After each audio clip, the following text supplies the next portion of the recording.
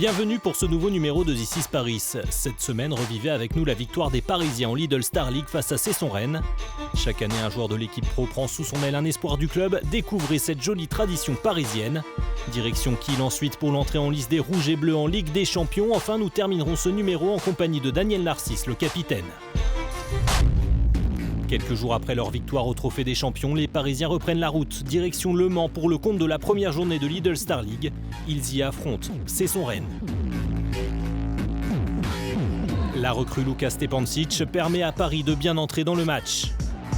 Grâce à un excellent Thierry Omeyer dans les buts et un Nikola Karabatic particulièrement inspiré, Paris se détache à 20 minutes du terme.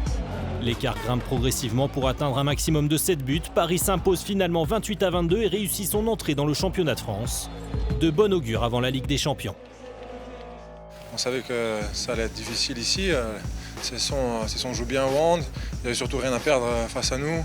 Voilà, on finit avec une belle victoire pour un premier match, mais c'est vrai que ça a été plus compliqué que ce que les gens pouvaient penser autour. I think the defense was very well. Titi was very good, our best player today. There was a lot of good things, but it was the first match, 2 points, and now we're looking forward to Kiel. Mais avant de parler du choc contre Kiel, attardons-nous un peu sur cette belle tradition du parrainage au sein du PSG Handball.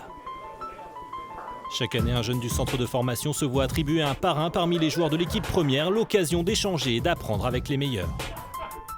Tous aspirent à devenir professionnels. Ils ont les meilleurs exemples devant eux.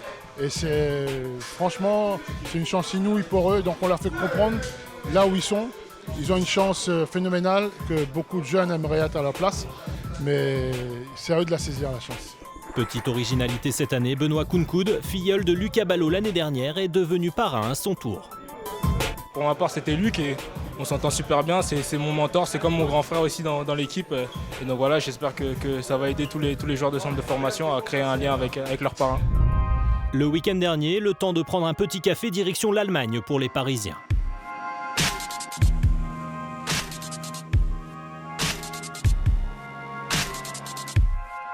Après avoir atteint le Final Four la saison dernière, les Rouges et Bleus misent évidemment de gros espoirs dans la Ligue des Champions cette saison. Dans un groupe relevé, Paris commence d'entrer par un gros choc face au THW Kiel. L'ancien club de Daniel Narcisse, Thierry Omeyer ou encore du coach Noka Serdarusic est toujours un gros client, en particulier quand il évolue dans sa salle, la Sparkassen Arena. Paris a cependant les chiffres pour lui avec 3 victoires lors des dernières confrontations entre les deux clubs. Et le début de match ne fait pas mentir ses statistiques grâce à Uwe Gensheimer, l'ancien killer. Les Rouges et Bleus se détachent une première fois au score. Mais Kiel impose le défi physique et reprend l'avantage comme un symbole d'une soirée qui s'annonce difficile. Mikkel Hansen, sonné, doit quitter les siens pendant plusieurs minutes sur blessure. Il n'y a pas de grand match sans grand gardien. Thierry Omeyer répond présent. Et grâce à un nouveau but de Gensheimer, 10 réalisations au cours de la soirée, Paris et Kiel rentrent au vestiaire sur un score nul, 15 partout. Au cours d'une seconde période étouffante, le PSG répond coup pour coup et Mikkel Hansen, de retour dans le jeu, égalise à 27 partout à 2 minutes du terme.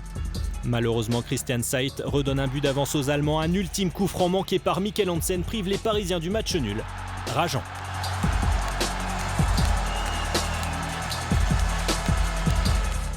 Tous voulaient gagner ces matchs sur le choisi, mais on n'a pas joué à notre meilleur match et c'est toujours pas bien contre une équipe comme Kiel ce week-end. Ouais, c'est un petit peu rageant parce qu'on avait pris un petit peu d'avance à un moment important du match. Malheureusement, on n'arrive pas à bien terminer. Et puis les matchs à l'extérieur, surtout à Kiel, sont très compliqués en général sur les fins de match.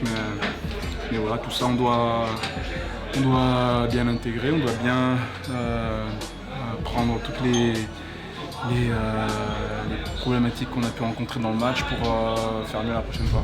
Mais Paris n'aura pas le temps de gamberger longtemps. Cette semaine, il faut déjà penser à Toulouse en Lidl Star League avant de recevoir le Wisla Plock en Ligue des Champions. Terminons ce This is Paris avec Daniel Narcisse. Le capitaine parisien veut rapidement tourner la page de la défaite à Kiel et évoque son avenir. Non, c'est clair qu'on est au tout début de cette compétition. On sait évidemment que la première place du groupe de la Ligue des Champions est hyper importante pour nous ou pour les autres équipes qui essaieront de la jouer. On a vu que l'année dernière, malgré des défaites, ça ne nous a pas empêché d'aller chercher la première place. Donc voilà, il ne faut pas paniquer, mais il faut vite se remettre au travail pour gagner les autres matchs.